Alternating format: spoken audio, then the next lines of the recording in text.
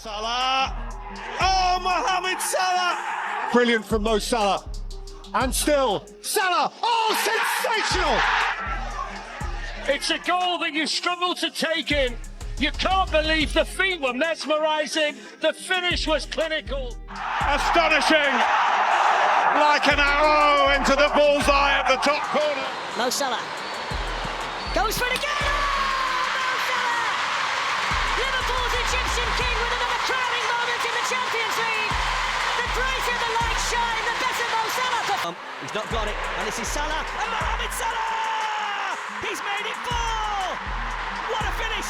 He spotted the goalkeeper out of his penalty. Brilliant response. Liverpool lead early in the Champions League final.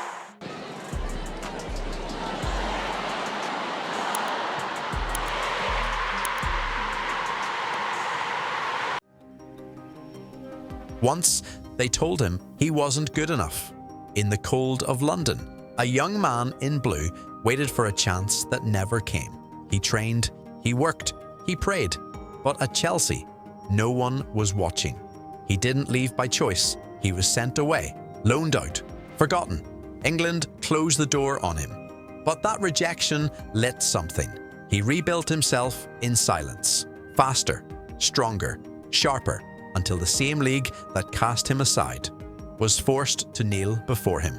He shattered records. He carried Liverpool to glory. But still, they hesitate. Still, they question. Because in England, some people refuse to see what's right in front of them. Maybe it's rivalry. Maybe it's bias. Or maybe it's because greatness doesn't always fit their story. Back home, he's not doubted. He's worshipped. For Egypt, he carries dreams. For England, he fights for recognition. So how does a man win? When he has to win twice. This is the story of Mo Salah, the man who carried 2 worlds and still wasn't done proving himself. Before the lights of Anfield, before the roar of millions, there was Nagrig, a small village tucked away in Egypt's Nile Delta, where time moved slow and dreams moved slower. Here, a young boy named Mohamed Salah spent more time with a football than anything else. The ball didn't care who you were, only how much you wanted it. Every morning before sunrise, Salah would leave home and travel hours by bus just to train. The ride was long, the road was rough, but to him, it was the only road that mattered. He'd train until his legs gave out, then take that same bus back long after dark. His friends called him crazy. His coaches called him determined. But Salah called it destiny. He wasn't born into football's system. He broke into it. Every trial, every rejection, every promise unkept, he answered with work. In Egypt's youth leagues, he wasn't the biggest or strongest, but he ran like a man being chased by destiny. When scouts from Cairo spotted him, he was only 14, but already carrying a dream too big for most men. A boy from a forgotten village was about to chase the impossible. At just 14, Salah left Nagrig behind. No family, no luxury, just faith and fire. The city was loud, the nights were long, and every mistake could mean the end of the dream. He'd train 6 days a week, often skipping meals to save money for the journey home. But every time he laced his boots, he carried Nagrig with him. Soon, word spread of the boy who couldn't stop running. Egypt's under-20 call-up, national attention. And yet, even then, he wasn't chasing fame. He was chasing a feeling, the one you get when the ball hits the back of the net, and for a second, everything makes sense, from dusty streets to national promise. It felt like the dream was finally taking shape. But in football, the higher you rise, the harder the fall can be. He'd escaped the shadows of Nagrig. But what happens when the world you've been chasing turns its back on you? When Mo Salah left Egypt for Europe, he wasn't chasing fame, he was chasing respect. In Basel, he found both. He was fast, fearless, a spark in the cold. It was a world away from Nagrig, the air sharper, the nights quieter, the pressure louder. He didn't speak the language, he didn't know the streets. But when the ball was at his feet, everyone understood him. In Switzerland, his pace became his passport. He didn't just outrun defenders, he outran doubt. When Basel faced Chelsea in Europe, he tore through their defence like they were standing still. It was that night, under the floodlights, that England noticed the boy from Egypt, and soon they wanted him. In 2014, Chelsea came calling. The dream had arrived. But sometimes dreams can turn to prisons. He packed his bags and stepped into a world of cameras, headlines, and high expectations. He was 21, young, hungry, ready. But at Chelsea, he was one of many. A squad full of stars. Hazard, Oscar, Willian, Schürrle, all fighting for the same space. He waited, watched, trained harder than anyone. And when his moment finally came, it came too soon.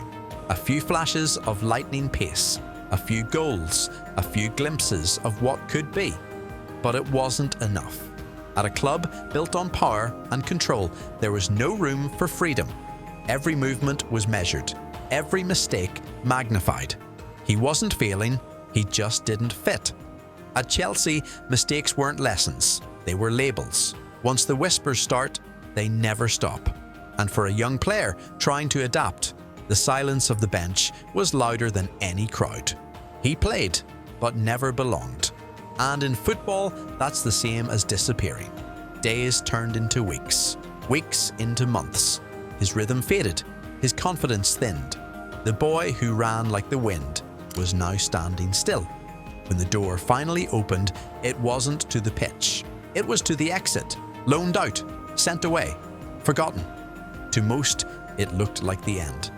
But for Salah, it was just another beginning. He didn't complain. He didn't curse. He packed his faith, his fire, and his focus, and started again. In Fiorentina, something changed. He wasn't the timid kid anymore. He was sharper, faster, angrier, but in the right way. He'd learned how cruel football could be, and he was ready to answer it with goals. In Florence, the purple shirt felt like freedom. No politics, no pecking order, just football. The boy who was told he wasn't enough stopped trying to prove people wrong. He started proving himself right. He scored on his debut, then again and again. Every goal in Italy wasn't just a score, it was a scar healing. For the first time in years, he smiled on the pitch again. England had thrown him away. But in the shadows of Serie A, he was becoming something far more dangerous. A player with nothing left to lose and nothing left to fear. Because when you rebuild yourself in silence, how loud will your comeback sound? In Italy, the air felt different. The pressure was still there, but the weight was gone. Fiorentina gave him something simple: freedom. No politics, no bench, no headlines about failure, just football. Here, no one cared about what happened in London. No one saw a reject, only a runner, relentless, reborn. He played like a man possessed, every touch sharper, every sprint a statement. For the first time in years, he was playing without fear, and that made him dangerous. Florence embraced him. The purple shirt, the noise, the belief. It felt like life again.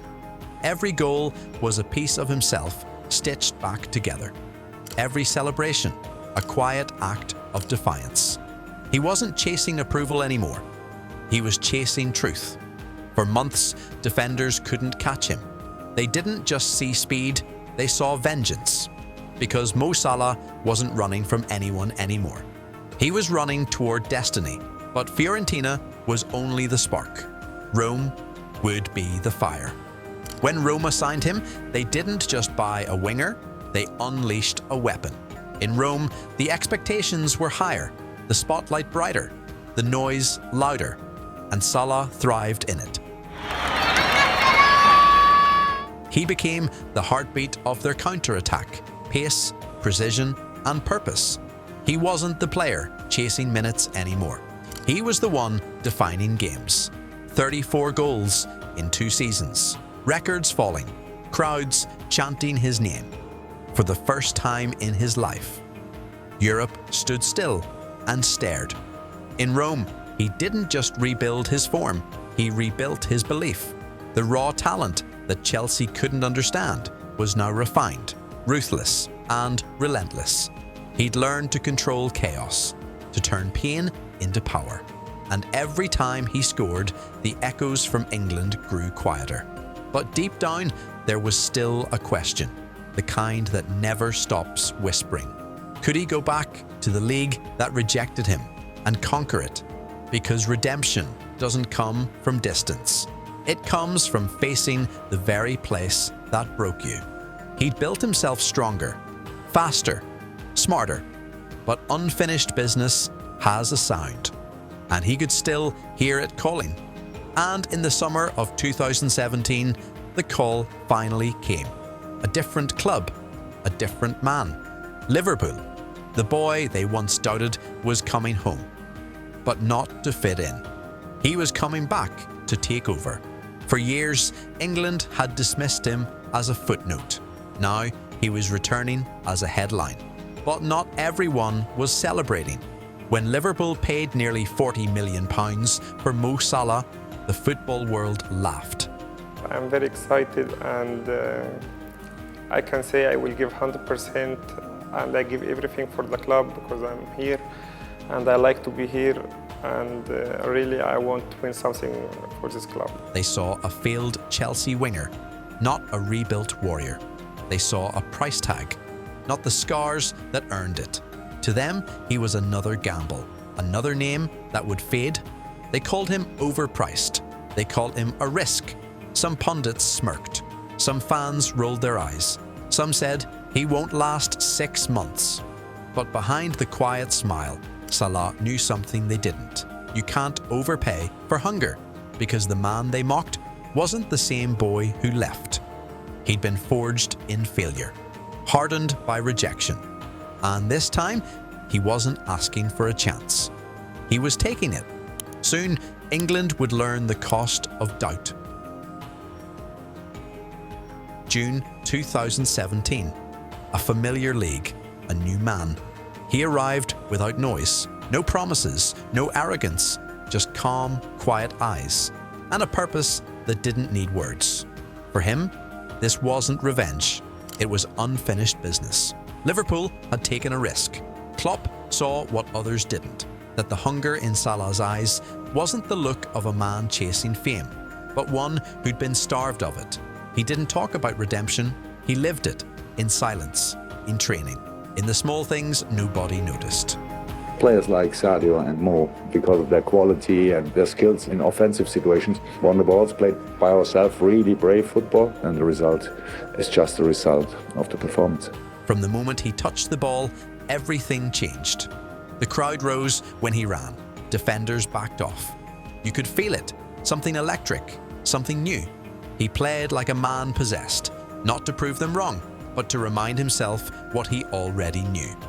That first season wasn't a comeback, it was a takeover. 44 goals, records shattered, every strike a message, every roar a reply to the laughter. He's been brilliant since he come in pre-season. He's shown what he's all about, scoring goals, linking up with the forward men and doing his defensive duties as well. So he was fantastic again today and deserves man of the match. He didn't just score, he lifted a city. A city that had waited too long for someone to turn belief into proof. England had doubted him once. Now, it couldn't look away. Because in Mo Salah, Liverpool found more than a forward. They found a phenomenon. Then came the nights when football felt holy. Champions League, Anfield under lights, Madrid, Rome, Paris. Those nights when the air itself felt alive. When every red shirt carried the rhythm of his run. When belief turned into certainty. Liverpool rose again, and Salah was its heartbeat.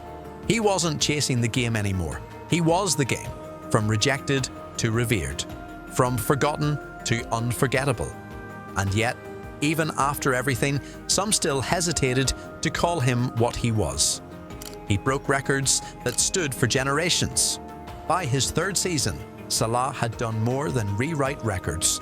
He'd rewritten belief itself. He became the fastest player in Liverpool history to reach 100 goals, 3 Golden Boots, 2 African Player of the Year awards, a Premier League Player of the Season, Champions League winner, Premier League winner, FA Cup, League Cup, Super Cup, Club World Cup. Every trophy England could offer, he lifted. Every record that once belonged to legends, he touched. And still, he kept going.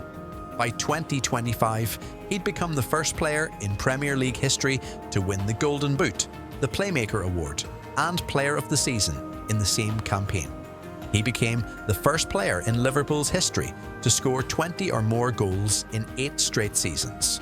He climbed past Kenny Dalglish and closed in on Robbie Fowler, with Ian Rush still just ahead, the final summit of Anfield's mountain.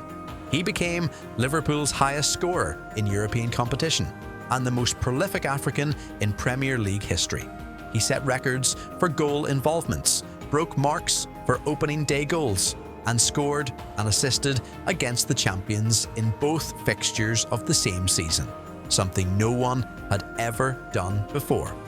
By 2025, he wasn't chasing history anymore. He was history. The names he grew up watching, now the names beside his own. There were no more whispers, only witnesses. Not bad for a man they said wouldn't last 6 months. Because bias runs deeper than numbers. Rival fans called him a diver. Pundits called him one-dimensional. They analysed his left foot as if perfection needed explaining. Maybe it was rivalry. Maybe it was envy. Or maybe greatness doesn't fit everyone's story. And still, he kept smiling. He kept scoring. He kept showing up. He wasn't just great because of what he scored. He was great because of what he gave. The humility, the faith, the fight. While others chased headlines, he chased purpose. And in Liverpool, they never needed convincing. They saw him, not the price, not the bias, him. They saw the man who prayed before he celebrated, who stopped to sign every shirt, who carried himself with the grace of someone who remembered where he came from. To them, he wasn't a signing. He was a son. He gave the city goals, yes. But more importantly, he gave it identity. Salah once said his daughters were born here and that they are Scousers. My kids are Scouser now, so... That says everything. Because home isn't where you're from.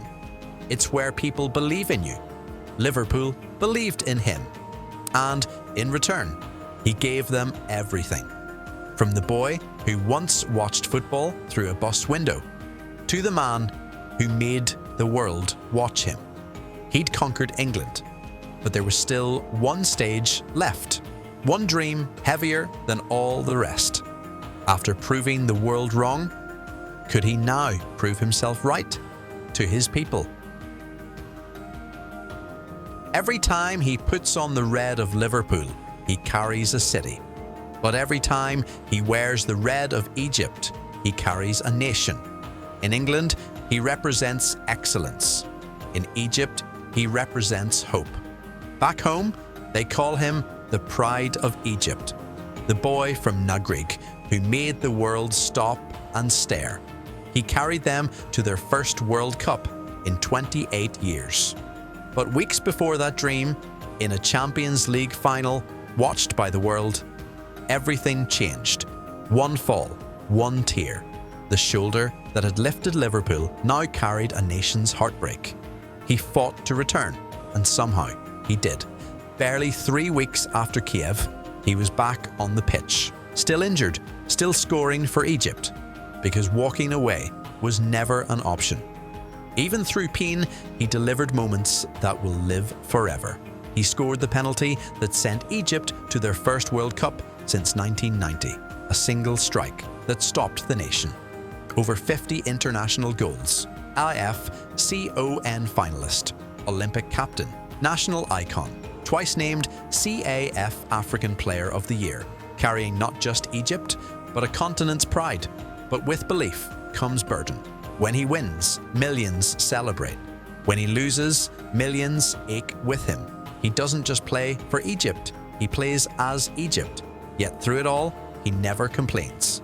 He smiles, the same calm smile he's worn since Nagrig. His celebrations aren't for cameras, they're for gratitude. To the world, he's a superstar. To his daughters, he's just dad. And when he says they're Scousers, you realize something powerful. For a man from a small Egyptian village, home isn't where you start, it's where you're loved back. From Nagrig to Basel, from exile to empire. Mo Salah's story isn't about football, it's about faith, about fight, about carrying two worlds and never dropping either. From the boy who travelled hours just to train, to the man who made time stop inside Anfield. From rejection came resolve. From silence came legacy. He carried a club, he carried a country, and through it all, he never lost himself. Because Mo Salah never needed to shout to be heard. He didn't need to just prove it twice, he kept proving it over and over and over again.